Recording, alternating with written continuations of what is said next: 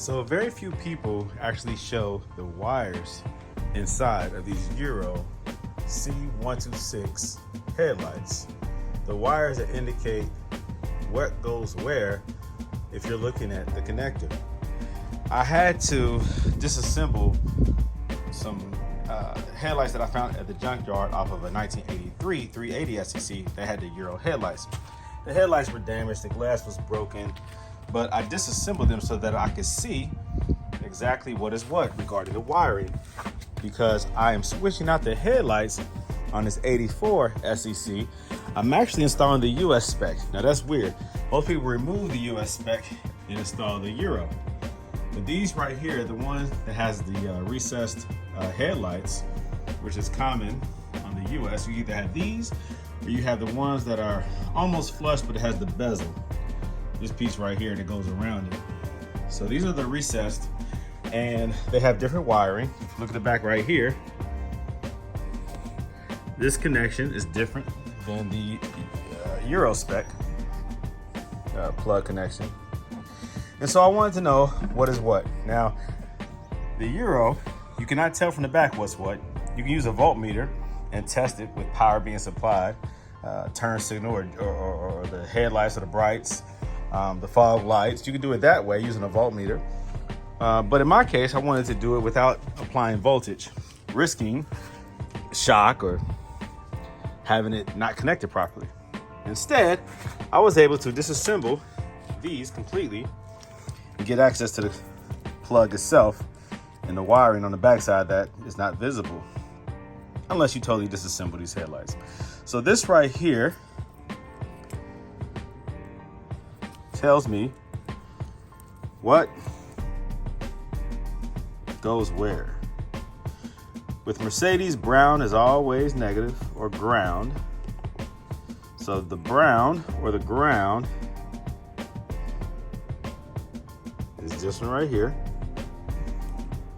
Okay, this is ground, the top one. Look at my nail. The back side, the white, is the brights. That is this one. Sorry, it's hard to do right here. This one is your brights. The white cable or wire is for your brights.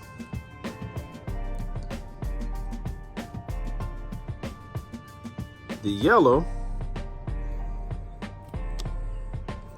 is your low beam, which is this one.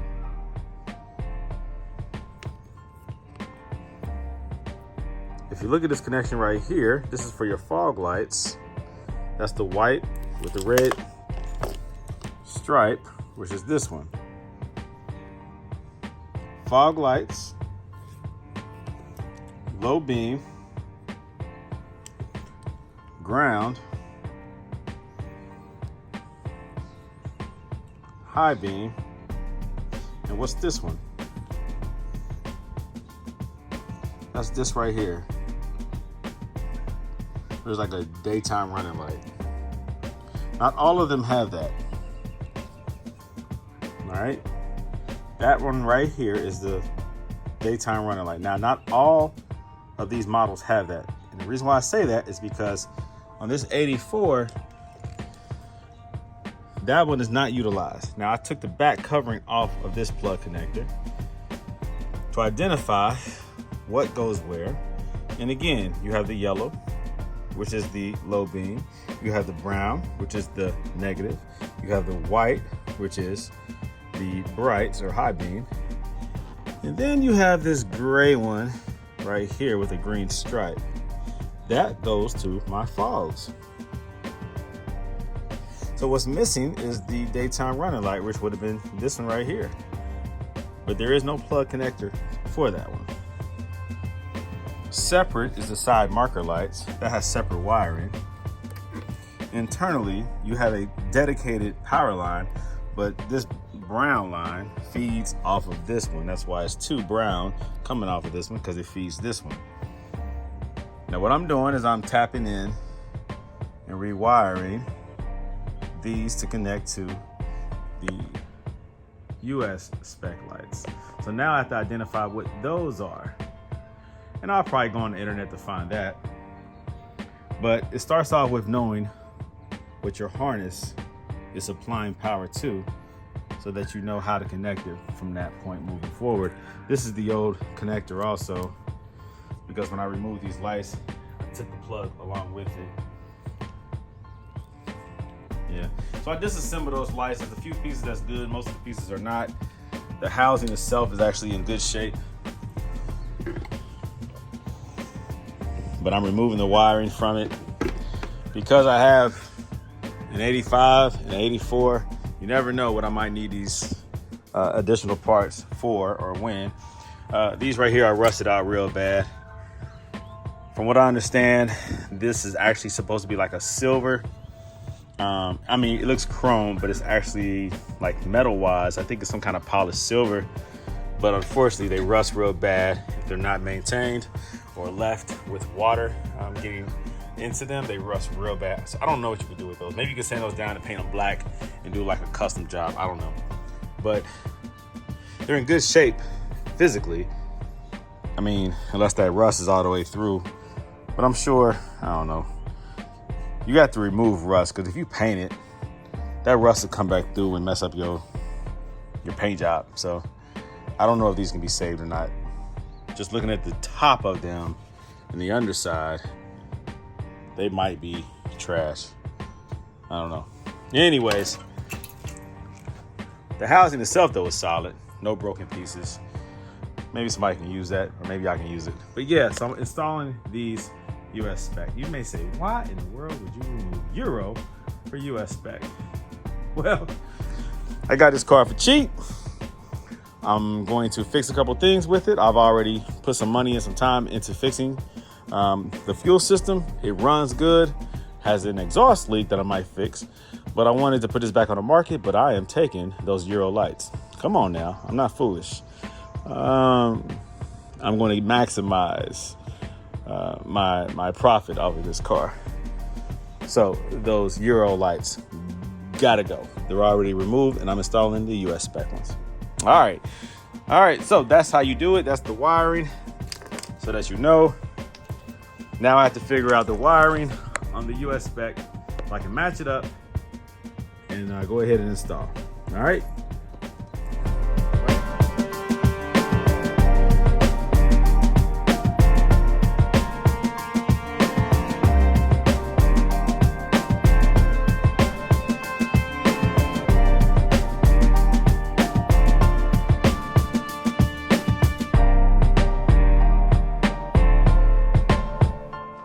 Okay, well, that was easy. I wanted to find out what these wires were on the back of this plug. What pin went to what, why. And so all I did was, let me show you, with a small flathead screwdriver, I pressed in right here, which unlocked this plug or connector right here, allowing me to manipulate it, push it down, angle it, and for me to pull out, and gave me access to the backside. Very easy. Just the underside right here, press it in with a flathead, and that allows you to then tilt this. Yeah, cool. I thought it was probably secure from the underside, from the inside with maybe a screw, but no, it's not. Easy access. So turn it around. This is US headlight, but you see here that the brown is the negative still, which is this one. The white, which is your high beam, which is right here. Your low beam, yellow, which is right here. Easy to see. And then, let me see off of here. White with the red line is your fog, I assume. This one right here. So pretty cool. So it looks like fog, ground, low beam. No, I'm saying high beam, which is the white. I'm sorry. High beam, yellow, low beam. All right, there you go, guys. Hope that helps. definitely helped me out so that I know how to wire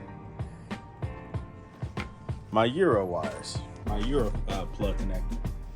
All right, again, get access to the wires by pulling off this cap, the backside. It's just a flat head up under here or on this side. Pry it up, it pops off, gives you access to the back, and then match the colors up to these plugs. Very easy, guys, very easy. Now I did say press it in, didn't I? Actually pry it out this way. Okay, pry it out towards you, and then it allows it to drop down. And then I took these right here,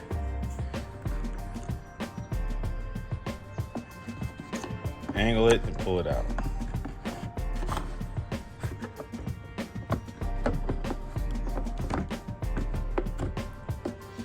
I'm doing this one hand.